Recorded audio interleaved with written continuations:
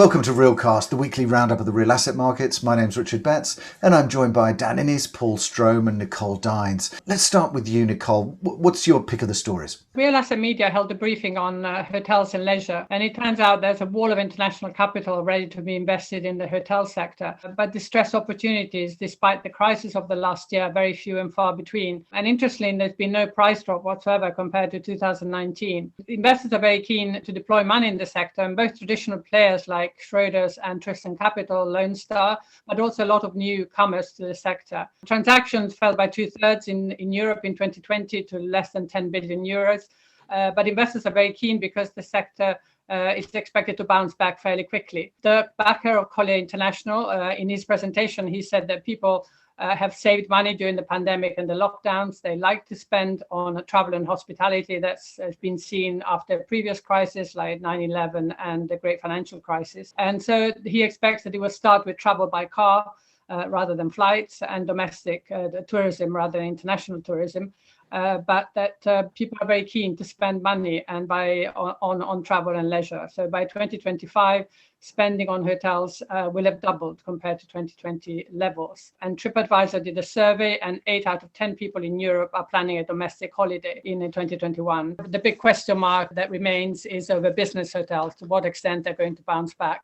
But for leisure hotels seem to be a very bright future. Real Asset Media also had a briefing on cities with purpose, trying to reach that elusive net zero goal. And there seemed to be very good progress in the UK because there's a race between cities to decarbonise earlier and earlier. And Julie Hirigoyen of the UK Green Building Council said 3/4 of the population in the UK live in a city that at least has a net zero target.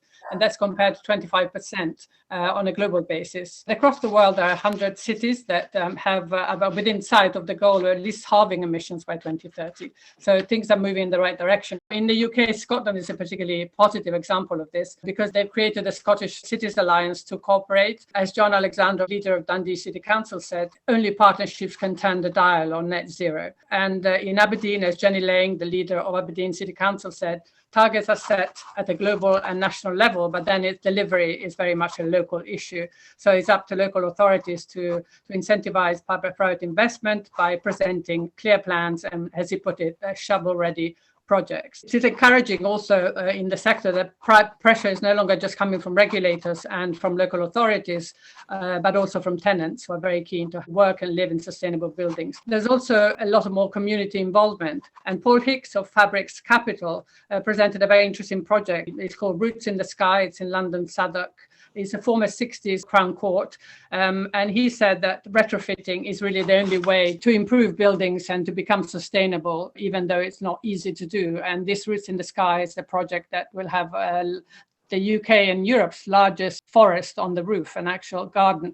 And that was decided with community involvement. They asked the locals, even though it's an office building, the local community said they wanted a green space where they could meet. And so that's being created in what is, he pointed out, the most valuable sort of real estate part of the building, which is the roof.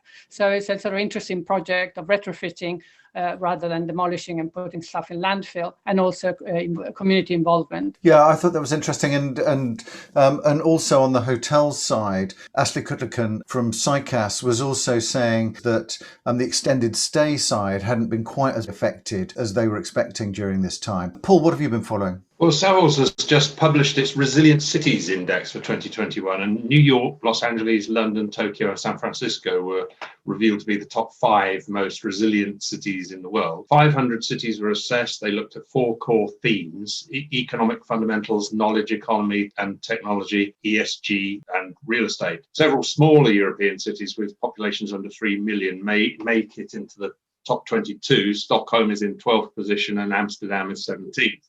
Savills is saying that for the large gateway cities at the top of the list, it's really size, critical mass, as well as deep liquid real estate markets that make the difference when it comes to their ability to withstand stress, such as the pandemic that we've all been living through. Other cities are emerging on the index, and it's things like ESG that are their particular strength. Nordic cities score highly for use of renewables and food and water security, natural resources, electric vehicles. Cities in New Zealand and Canada, the only non-European nations in the top 10 for ESG. Elsewhere, Dublin has featured again in the news and also with an environmental angle. CBRE says there's a growing cohort of developers and investors now turning its attention to applying ESG principles to residential development, particularly multifamily developments. They've got an opportunity in Ireland because multifamily development is at an early stage, and with so much development planned, there's an opportunity to up the game, really, to embrace ESG from the outset of the process. Yes, interesting in terms of that development side and the residential side. I noticed Greystar developing housing on what was a retail site in London, which I think is interesting, and maybe we'll see more of that repurposing from retail into residential.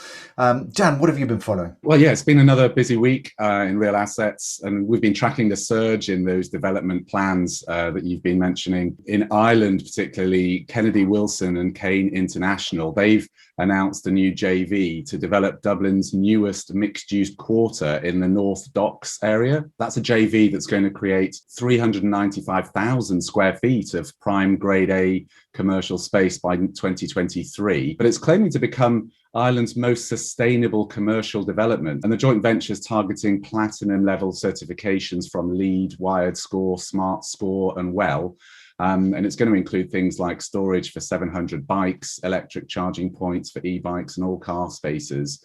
So that's the Irish development market beginning to pick up pace. Meanwhile, in Bristol, they're looking at tackling a housing shortage by introducing micro homes on gap sites, notably between places like existing garages, houses, and other low density plots. And that's something that Bristol City Council is hoping to revive those neighbourhoods with. I mean, the architectural inspiration comes from BDP, obviously that huge global architectural practice.